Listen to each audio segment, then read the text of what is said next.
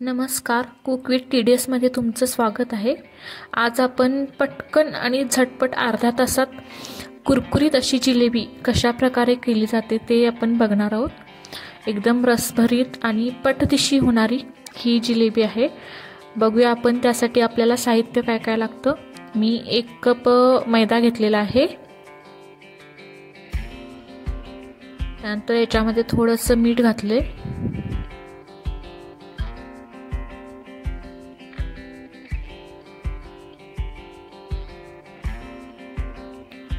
त्याचबरोबर त्याच्यामध्ये मी इनोचं अर्ध पॅकेट घातलेलं आहे। 1 वाटी मैद्यासाठी मी अर्ध पॅकेट इनो घातलेला आहे।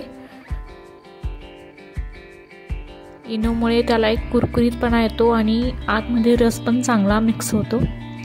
याला आपण चांगलं मिक्स करून घेऊया। याला पाणी न घालता आधीच पहिल्यांदा थोडं मिक्स करून घ्यायचं आणि नंतर हळूहळू पाणी घालून व्यवस्थित मिक्स करून घ्यायचं, जेणेकरून जो इनो घातल्यानंतर जो फेस येतो तो त्याच्यातला पूर्णपणे निघून गेला पाहिजे। जो गॅस निर्माण झालेला असतो तो निघून गेला पाहिजे। त्यामुळे याच्यात हळूहळू पाणी घालून पूर्ण व्यवस्थित ते फेटून घ्यायचं।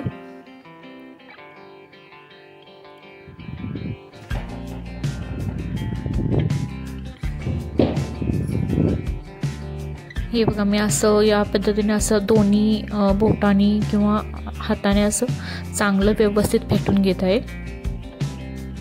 याच्यामध्ये गुठळी अजिबात होऊ द्यायची नाही। गुठळ्या पूर्णपणे व्यवस्थित फेटून घ्यायच्या।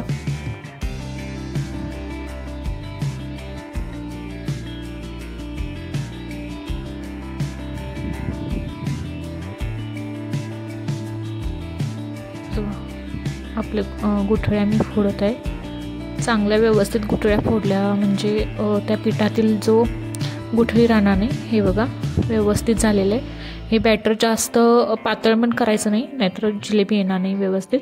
हाताने जर गुठळ्या फुटत नसतील तर तुम्ही जे फेटायचं मशीन असतं त्यानं फेटू शकता। त्याच्यामध्ये मी ऑरेंज फूड कलर घालत आहे आणि चांगला आता आपण व्यवस्थित मिक्स करून घेऊ याला।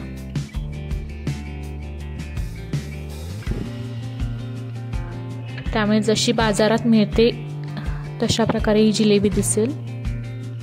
आता त्यासाठी आपल्याला पाक करून घ्यायला पाहिजे। मी 1.5 वाटी साखर घेतलेली आहे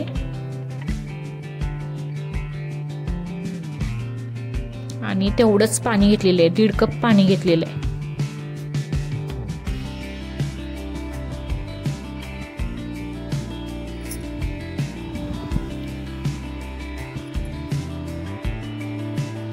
याला आपण चांगलं हलवत राहू।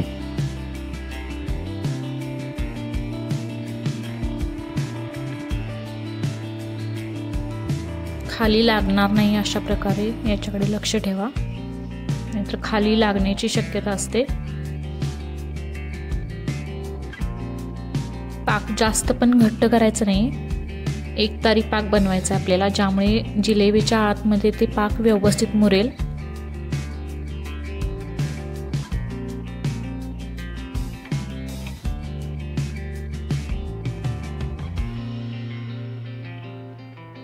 हे बघा, पाक आपला होत आलेला आहे।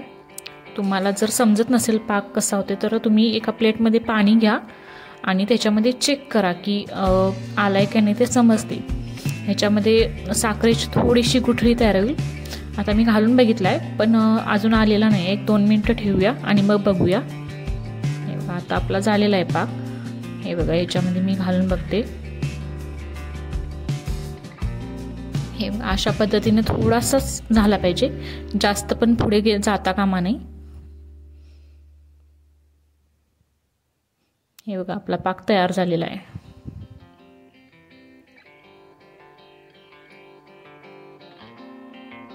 आता आपण गॅस बंद करू।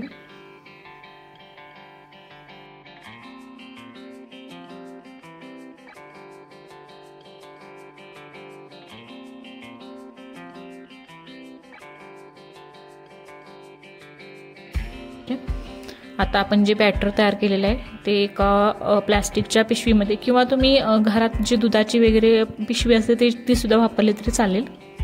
त्याच्यामध्ये बॅटर घालू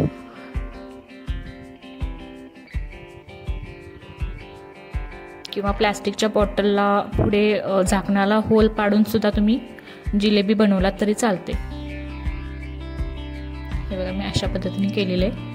आता आपण तेल पूर्ण गरम झालं पाहिजे आणि अशा प्रकारे आपण अशा पद्धतीने जिलेब्या घालू गोल गोल करून। हे बघा व्यवस्थित फुलत आहे जिलेबी।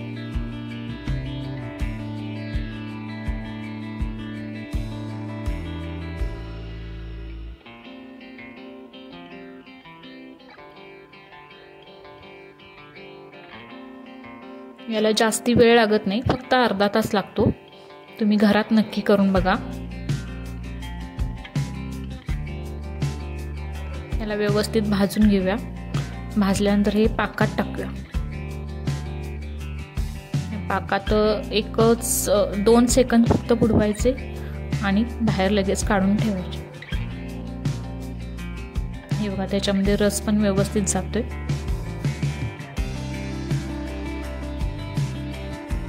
हे बघा जशी बाजारात मिळते तशाच प्रकारे ही जिलेबी झालेली आहे। टेस्ट पण चांगली लागते। हे बघा त्याच्या 1 वाटी बाउलच्या किती झालेले आहेत बघा। आणि हे बघा तुम्ही आता मी हे मोडून दाखवते। हे बघा याच्यामध्ये रस सुद्धा चांगला